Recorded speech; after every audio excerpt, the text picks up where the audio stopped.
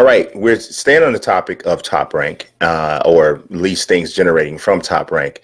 And Top Rank's Todd DeBuff had a very, you know what? I'm going to tell you one thing I really like about Top Rank and their officials. I know that in business, there's always certain things that have to be strategically withheld, but you seem to get the most meat from when they speak than most of the other promotions. You know, when some of the other promoters talk, it's just kind of like, okay, we're doing business. But sometimes every once in a while with Top Rank, you actually feel like you're getting people giving some level of information. Right. So Todd DeBuff was talking about the best location for an Anthony Joshua Tyson Fury fight, which I know you had expressed an opinion about and saying that it would be a travesty if it wasn't held in London. Right. But Todd is of the belief that the best place for it is in the United States. So he says that my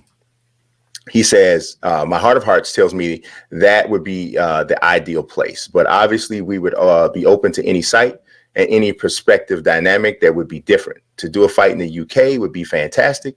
Both guys are larger than life, and to sync that up with the United States. But as we just said, if it was an old world, we just did under $17 million with a Fury and Wilder. And I'm not sure that there was a gate in the UK that's ever done that. I think we'd have to weigh all the different circumstances. And if there was outside locations like Saudi Arabia, Qatar, Asia, whatever, we would obviously weigh those too. He also says, I think that the success of the biggest events in history of combat sports have originated from America.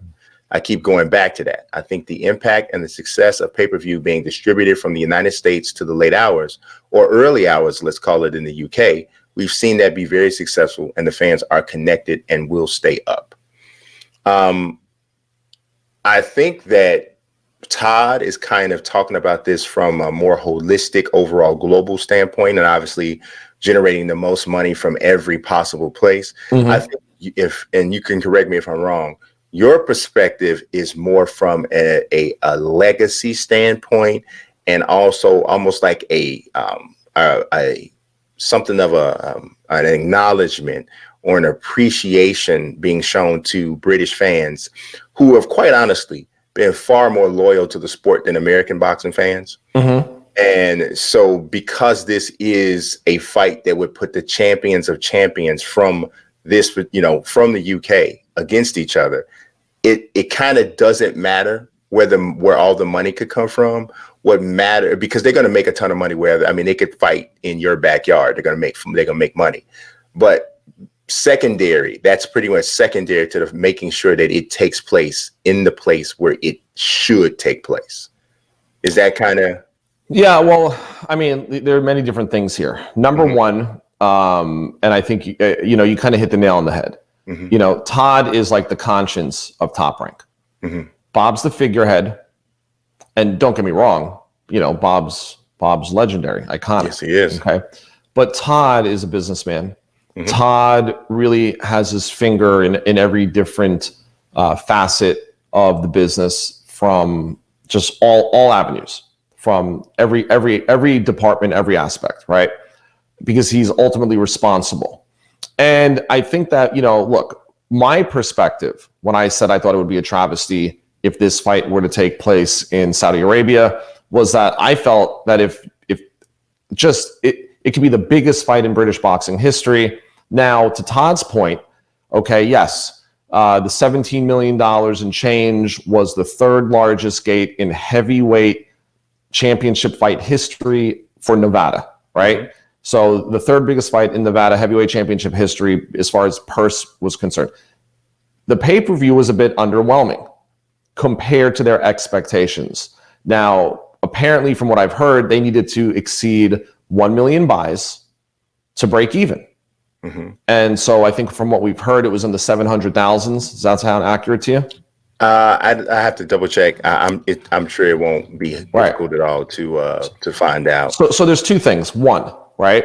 I understand what he's saying from a time zone perspective. However, a show in the evening in the UK is, around 5 p.m.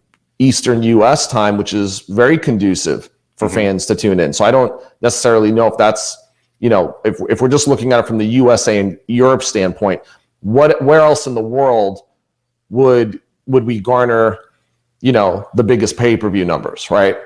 The other thing is we have to look at what was the gate revenue that was reported for Joshua Klitschko, because I think.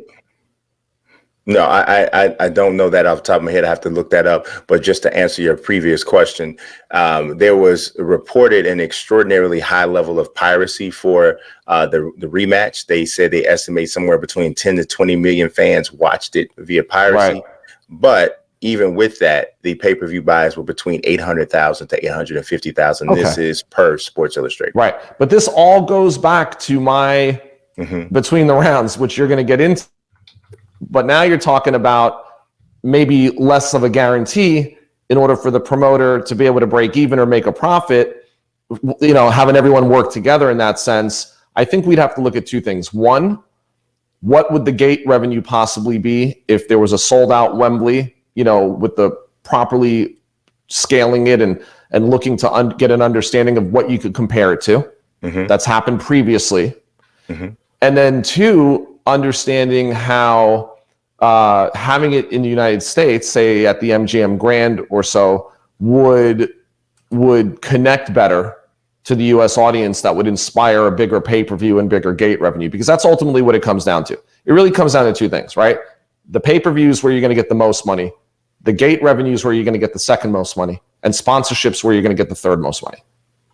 So, if the argument can be made that the United States can provide higher numbers on all three of those things, then sure, it should be here.